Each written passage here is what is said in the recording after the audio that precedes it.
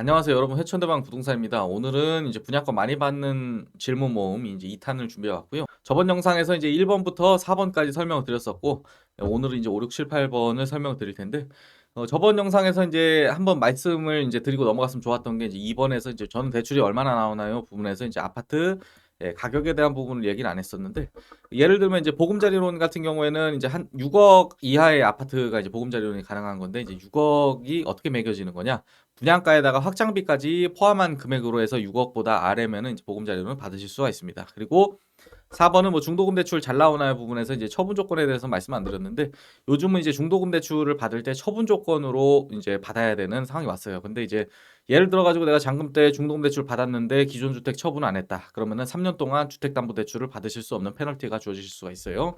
그래서 이 부분에 대해서 이제 또 짚어드렸고, 이제 본격적으로 5, 6, 7, 8번에 대해서 이제 설명을 한번 들어가 보시게 되면은, 5번 부부 공동명의 해야 하나, 이 주제가 있는데, 아무래도 이제 공동명의를 하는 분들이 이제 왜 하냐, 이제 양도세를 이제 줄이기 위해서인데, 이거는 이제 케이스가 나뉠 수가 있어요. 예를 들면은 이제 내가 주택이 이제 요거 이번에 분양받는 거 하나밖에 없기 때문에 나는 1주택자니까 괜찮아, 이렇게 얘기를 하시면은 어차피 비과세 받을 거니까 세금 안 나오잖아요. 그러면 굳이 공동명의 하실 필요 없고, 근데 예를 들면은 나는 이제 배우자랑 이제 1가구 합산해 보니까 주택수가 여러 개가 있어가지고 양도세가 나올 수밖에 없다. 그러면은 주택을 이제 배우자랑 이제 공동명의를 하시게 되면은 혜택을 받을 수가 있는 게, 예를 들어서 내가 대방 오차를 했는데 뭐 나중에 이제 몇 년 지나서 2억 정도 남았어요. 그러면은 내가 이제 단독 명의를 하고 있으면은 내가 이제 양도 차익이 2억이잖아요. 그러면은 이제 1억 5천 초과해서 이제 3억 이하로 해가지고 세율이 이제 38% 누진세가 매겨지게 되는데, 예를 들어서 내가 배우자랑 이제 반반으로 해가지고 공동 명의를 했다.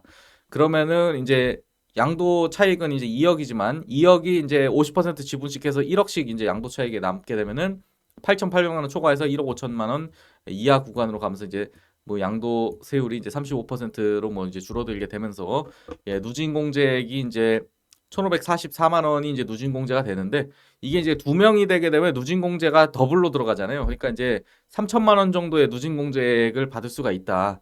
이게 이제 계산을 안 해봐서 이제 드라마틱하게 이제 차이가 많이 난다는 걸 잘 모르시는 분들이 있어요. 이게 상당히 차이가 많이 나는데, 이거 이제 내가 나중에 분양받아 보기 전에 양도세도 미리 이제 계산 한번 해보실 수가 있어요.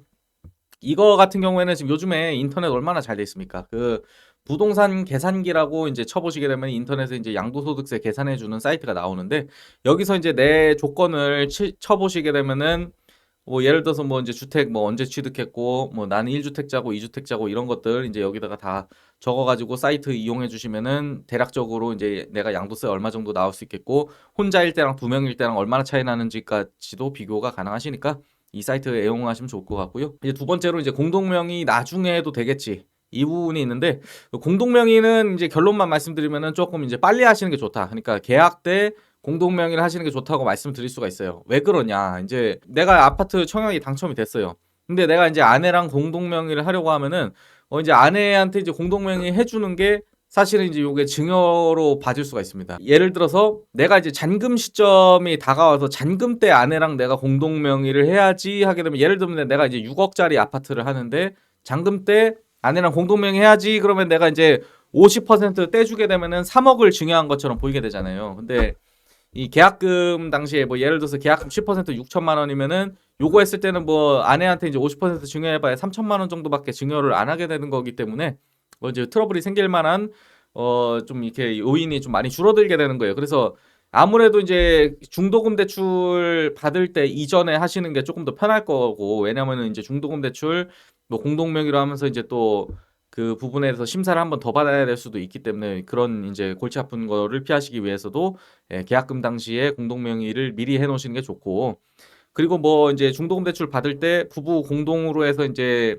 채무자를 설정을 하시게 되고, 그렇게 잔금 대출 받을 때도 뭐 부부 공동으로 해가지고 뭐 진행을 하시게 되면은, 나중에 이제 그 자금 조달 뭐 어떻게 했냐 이런 거 이제 세무 쪽에서 조사가 나오게 됐을 때, 좀 아무래도 이제 대응을 해보시려면은 부부 공동명의는 좀 미리 하시는 게 좋다. 나중에 이제 하시는 것보다.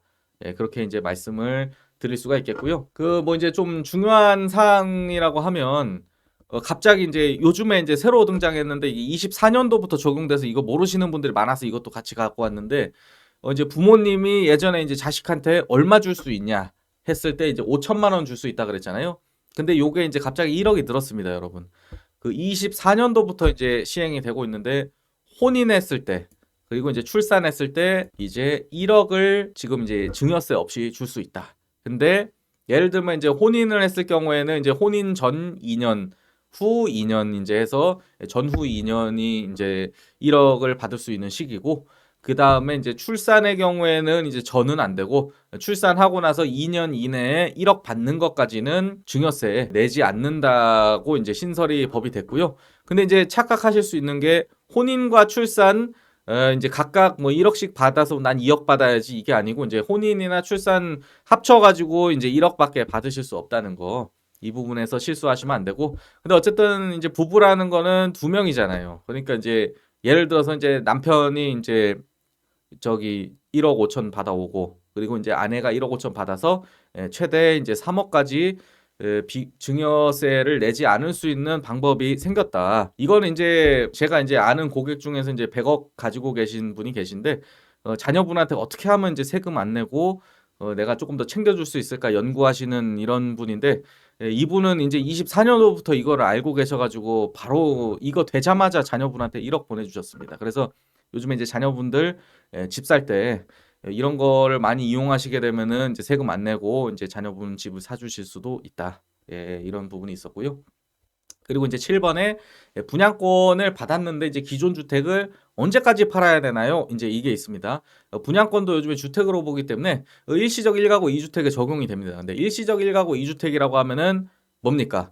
이게 내가 기존 주택을 샀는데 내가 이제 1년 텀을 둬야 된다는 거 상당히 중요합니다. 그러니까 이거 실수하시는 분들이 있어가지고 비과세 못 받으시는 분들도 있거든요. 무조건 이제 기존 주택 산 다음에 1년이 지나서 이제 사야 되는 거고요. 그 다음에 이제 보통은 이제 3년 안에 팔아야 된다. 이런 게 이제 일반적이잖아요. 그러니까 뭐 그게 이제 기존 주택일 때는 되는데 이제 분양권일 때는 이제 특례가 있습니다. 그러니까 예를 들어서 생각을 해보시면은 내가 이제 대방 오차 같은 거를 분양권 하나 취득을 했어요. 근데 이제 아파트 짓는데 4년이나 걸린대요. 그러면은 내가 3년 안에 팔아야 되는데 나 3년 안에 팔고 대방은 4년 짓는데 걸리는데 그럼 나 1년 동안 어디서 살아? 이런 얘기가 있을 수가 있잖아요. 그래서 이제 실거주 특례가 있습니다. 그러니까 예를 들면 나는 그럼 대방에 들어가서 살 거야, 내가. 들어가서 살 건데 짓는데 4년이 걸리면은 그러면은 완공 시기까지 내가 기다려 줄게. 그리고 완공한 다음에 3년 이내에 이제 주소로 이사를 하면은 완공 후 3년 안에만 기존 주택 팔면은 내가 인정을 해줄게.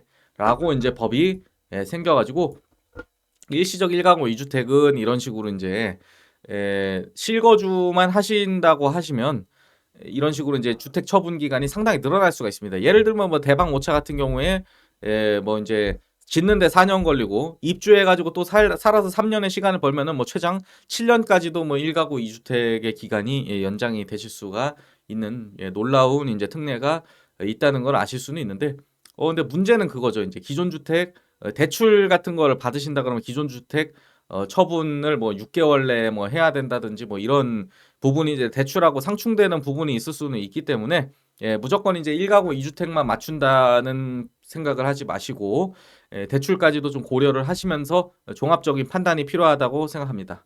그리고 이제 8번은 내 분양권 언제 팔 수 있는 거예요? 라고 물어보시는 분들 굉장히 많은데 이거 이제 실수하시는 분들 많습니다.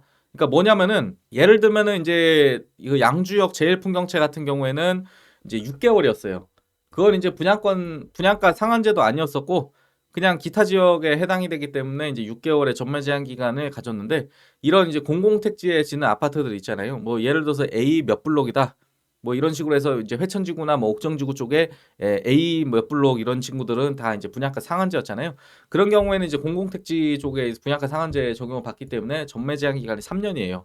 근데 3년이라는 게 무슨 얘기냐? 그 이제 3년 분양권 이제 3년 지나야지 팔 수 있다 이런 얘기인데 예를 들면은 그런 거 있을 수 있어요. 이제 세대 수가 뭐 한 600세대 정도 돼가지고 아파트가 이제 2년 반 만에 완공이 됐다. 그러면은 아파트 완공되면 이제 입주 기간 되잖아요. 입주 때 이제 잔금 쳤어요. 그런데 2년 반 만에 이제 내가 잔금을 친 거예요. 그럼 나 3년 기다려야 되니까 아직 6개월 남았으니까 집을 못 팔겠네? 이게 아니고 지금 보시게 되면은 이제 24년도 이제 전매 행위 제한 기간 요런 게 이제 주택법 시행령의 이제 별표에 나와 있는데 밑에 보시게 되면 뭐 중요한 내용은 이겁니다. 주택에 대한 소유권 이전 등기를 완료한 경우 소유권 이전 등기를 완료한 때에 전매 행위 제한 기간이 지난 것으로 본다. 이게 굉장히 중요한 문구인데 이게 무슨 말이냐면은 잔금을 치면은 더 이상 이제 분양권 아니라는 얘기예요. 그러니까 잔금을 치면은 이제 주택이 되기 때문에 주택으로 이제 취급받는 거지 분양권 전매하는 거 아니기 때문에 소유권 이전 등기 완료한 시점에는 이제 전매행위 제한 기간 지났으니까 등기 치면 맘대로 팔아라 이 얘기예요. 근데 맘대로 팔고 싶어도 사실은 이제 세금이 이제 많이 있기 때문에 사실 맘대로 팔기는 쉽지 않지만 어쨌든 간에 이제 전매행위 제한은 등기를 치는 순간 바로 이제 끝난다. 그래서 뭐 아무리 뭐 전매행위 제한 기간이 3년이어도 이제 잔금을 치는 순간 바로 끝난다는 점이고 예를 들면 이제 대방 사차의 경우에는 그런 게 있을 수 있습니다. 그러니까 전매 제한 기간이 이제 3년인데 아파트는 이제 4년 동안 짓기 때문에 아마 이제 3년 정도가 지났을 때 조금 이제 분양권 거래가 상당히 활발할 수 있겠다는 생각도 좀 들게 되고요. 이제 건축 기간이 긴 경우에는 이제 그럴 수가 있다는 말씀을 드릴 수가 있겠습니다.